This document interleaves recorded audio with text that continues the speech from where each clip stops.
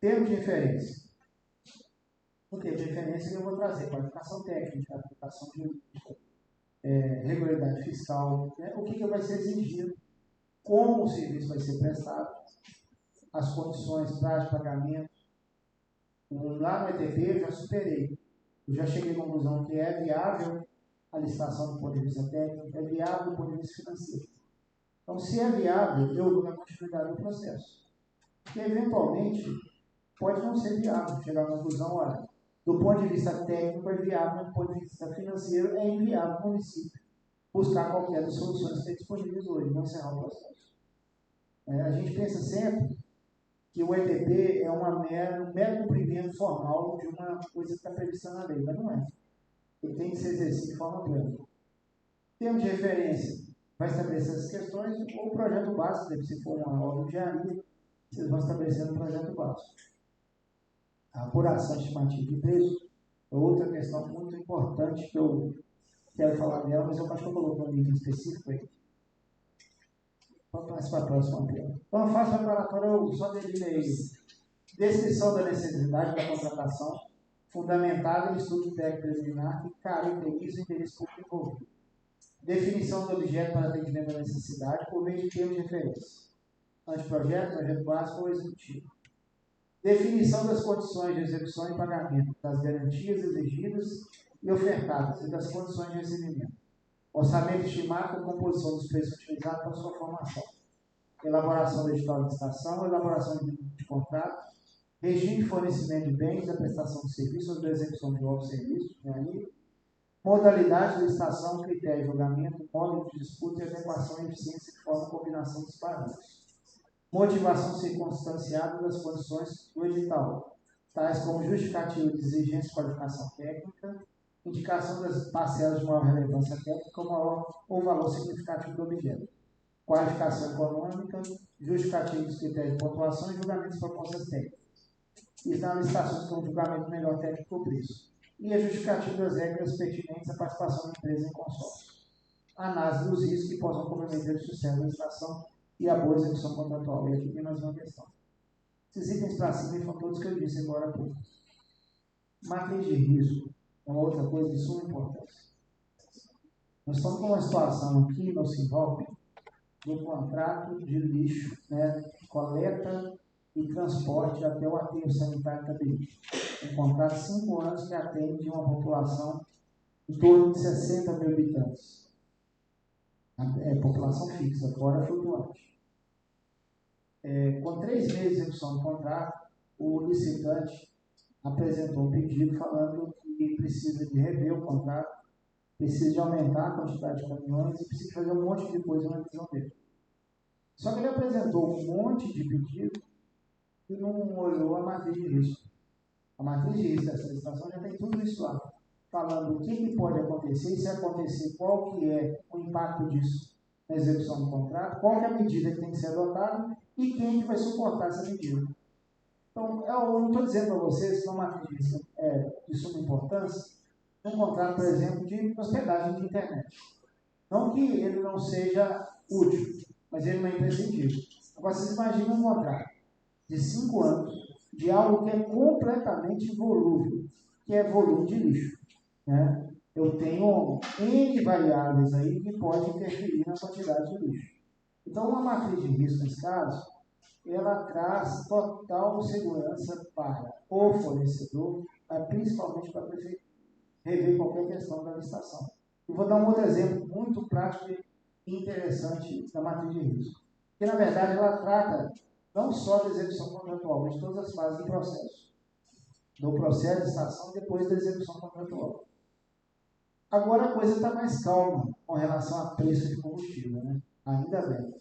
Mas no passado recente, o combustível mudava de valor 2, 3 vezes na semana. E aí como é que vocês conseguem fazer licitação? Não tem jeito.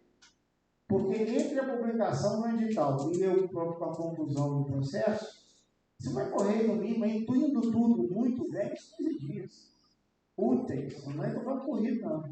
Só que no meio disso aí já tem 3, 4 reajustes de preço autorizados pela ANP sobre o valor do diesel, da gasolina, dos dois. Como é que arranja com vocês?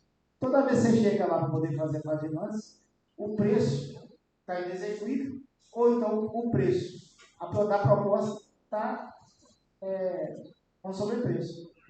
Você vai lá e coloca na matriz de risco. Olha, eu tenho um risco aqui que tem uma política pública do governo federal, da agência reguladora, que estabelece uma flutuação de preços vinculada ao valor internacional do barril de petróleo e também à cotação do dólar.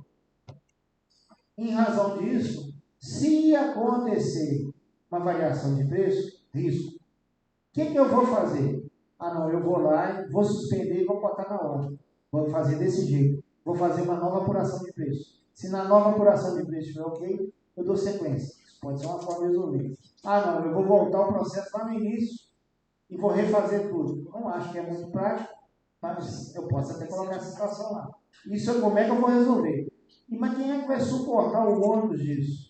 Obviamente, nesse caso, é o contratante. Então, eu coloco lá. O ônus financeiro vai ser suportado pelo contratante. Pronto. Quando eu publiquei o edital, já está a regra estabelecida. Se o risco acontecer, não sou eu, agente de contratação, que resolvi isso. Eu apliquei o que está na regra do edital, que é a matriz de risco. Eu só segui o que foi determinado no planejamento da licitação. Por isso que o planejamento é tudo processo de licitação. E o edital em si deixa de ter importância. Porque, na verdade, o que vale é o que você fez antes. Não na hora que você está executando o processo da sessão. Então, a matriz de risco é de suma importância. Próxima tela aqui, Geraldo, por favor. Fase preparatória. Necessidade. DFD e estudo técnico preliminar, que caracteriza o interesse público envolvido. Os dois demonstram a necessidade do processo. A definição do objeto é no termo de referência, no projeto básico ou no projeto executivo. O orçamento, estimativa de preço e a composição dos preços utilizados para sua formação. Condições, execução, pagamento, garantia e recebimento. Regime de fornecimento. Aí são os regimes que estão na lei. Empreitado de preço unitário, empreitado de preço global, empreitado integral, contratação de tarefa, contratação integrada, contratação semi-integrada, fornecimento e prestação de serviços associados. E as modalidades de licitação mais usuais, pregão, concorrência e leilão e as demais, concurso de diálogo competitivo. Isso tudo é a fase preparatória, planejamento da licitação. Isso aí é tudo que vai estar no edital e é tudo que vai ser feito do edital na sessão, seja do pregão da concorrência, no julgamento dos recursos, no julgamento das impugnações, das decisões das impugnações, na decisão de adjudicar e homologar o processo, formalizar eventualmente regime de preço, formalizar contrato e a execução do contrato até o termo do contrato. Então, se isso aí não fizer o mínimo do aceitável de qualidade, o resto para frente não vai funcionar. São esses os pontos que eu estou dizendo aqui desde o início da nossa conversa.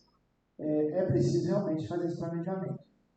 E eu acho que o maior desafio que todos nós temos presentes aqui é ter tempo, estrutura física, estrutura de recursos humanos e entendimento das pessoas com relação à necessidade do atendimento desses requisitos e dessas necessidades. Se qualquer um desses itens falhar, a probabilidade da licitação falhar como todo é muito grande. Tá? Passa por uma tela e vai para a seguinte. DFD. Área requisitante evidencia e detalha a necessidade da contratação. A justificativa, a descrição sucinta, quantidade considerando a expectativa anual. Aqui o anual eu coloquei como um padrão, mas isso pode ser mais ou menos. Dependendo do objeto, vocês podem fazer uma contratação direta para 5 anos. Estimativa preliminar de valor, data pretendida para a conclusão da contratação, prioridade, vinculação, dependência com o FD e não da área requisitante. A prioridade é uma coisa interessante. Agora vamos socorrer de novo de algumas falas do Marlon, de novo aqui no Simbol. E tudo vira prioridade, está tudo com prioridade, tudo para onde? É a falta de organização e planejamento. Na verdade, você tem que ter um grau de prioridade com relação a esse DFD. Vocês imaginam, por exemplo, que o jurídico da prefeitura recebeu uma decisão judicial para poder fazer uma internação compulsória do dependente químico ou fornecer um medicamento. E aí delimitou o prazo para o cumprimento dessa decisão. Você tem 72 horas, você tem 10 dias, você tem um prazo para você cumprir. E se você não cumprir, a partir do vencimento desse prazo, o município vai incorrer uma multa. E dependendo da situação, essa multa pode virar, inclusive, um procedimento criminal por descumprimento de ordem judicial. Isso na prática acontece o tempo todo. Então tá, como a demanda chegou para o advogado, para o órgão jurídico do município, ele vai startar isso ou com o secretário de Assistência Social, ou com o de Saúde, ele vai resolver isso como um secretário. Então pode ser que isso venha até assinado pelos dois ou que venha assinado pelo secretário. Mas o fato é que isso é uma prioridade, porque isso é uma ordem judicial. Mesmo independente de caber recurso, de ter sucesso no efeito suspensivo do recurso para poder suspender essa decisão, ela tem que ter prioridade para o cumprimento, que a ordem judicial você tem que cumprir. Então, não é uma prioridade por falta de planejamento que não vira prioridade no efeito porque está tudo atrasado.